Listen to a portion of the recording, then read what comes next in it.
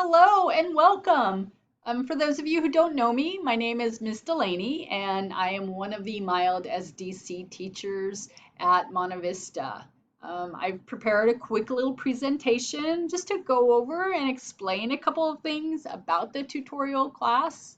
If you have any questions, you're more than welcome to attend tomorrow night's back to school night, our virtual back to school night. But again, here are a couple things just to give you an idea of what tutorial class is all about. Some of the topics that I will be addressing are a description and an explanation of the class. I will also go over my rules and expectations, and then I'll also cover some online tools and apps that we will be using, really to help and support the students. And then finally, I will share my contact information. Okay, the first thing that I wanted to do was to go over the class. So really for this tutorial, there is no tutorial textbook. I do use an assortment of online resources to help and support the students. Those resources might be for their IEP goals. It might be to support them and help them in another class. So I do provide the students with resources to help them.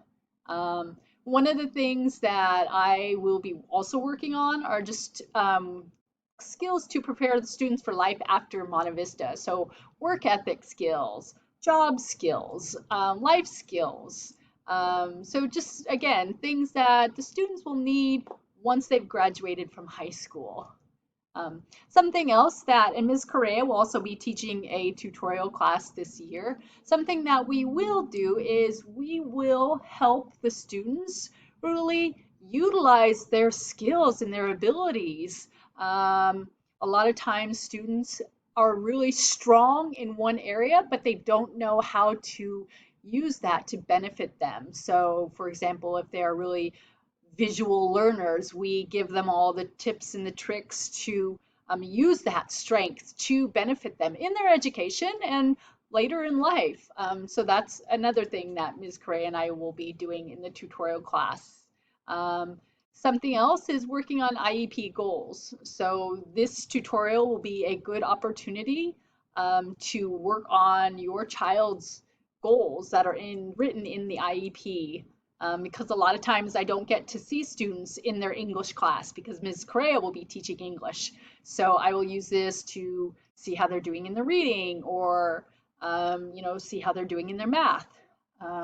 So I will use this class to help them work on their IEP goals. Um, One of the things that you should know is that this tutorial class does count towards their minutes. So this is something that Ms. Correa and I always are aware of and we're looking out, because we don't want to restrict students. We want them to have the opportunity to go out more into the general education classes.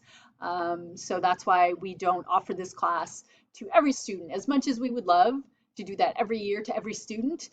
It does count towards special education minutes. Um, okay, the next thing I want to talk about are my rules and expectations.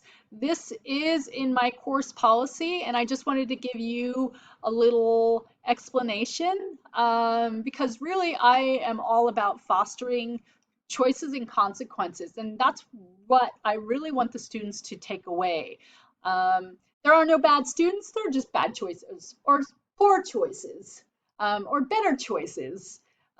So all the students start off with 100 points. They do have opportunities to earn points back, or earn extra points.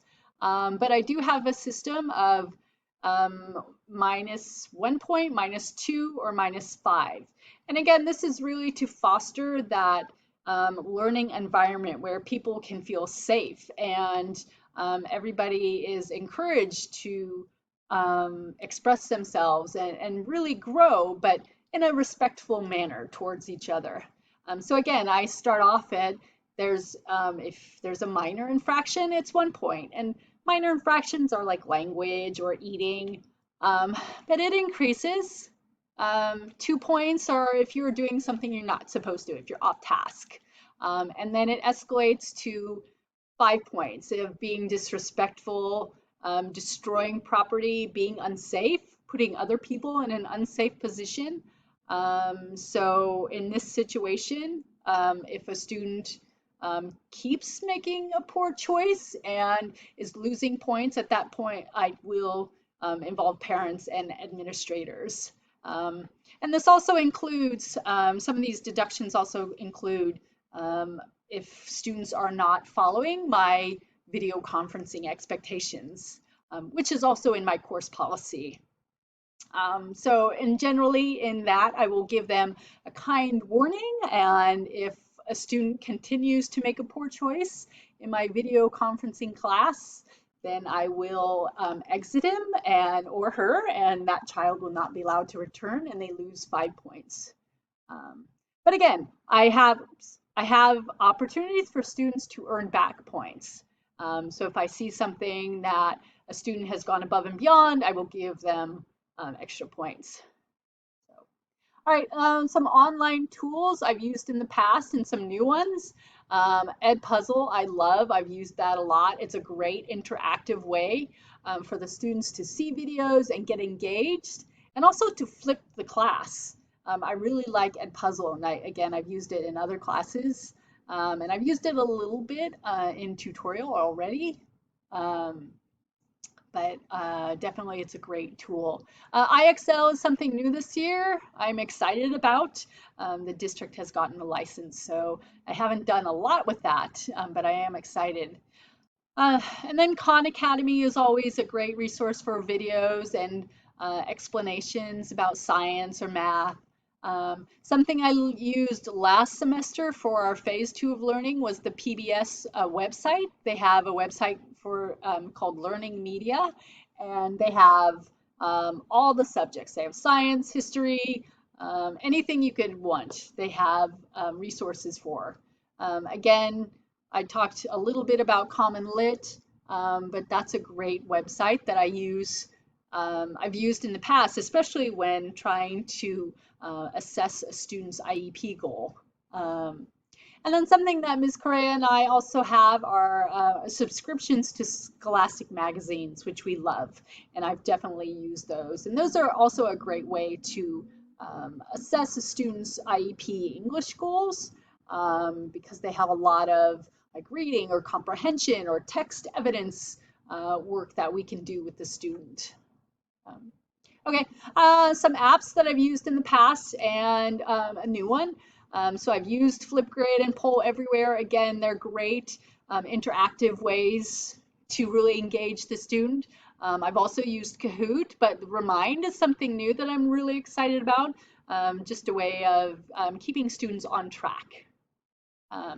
So that's everything. I've given you my contact information. I can always be reached at email bdelaney@srvusd.net.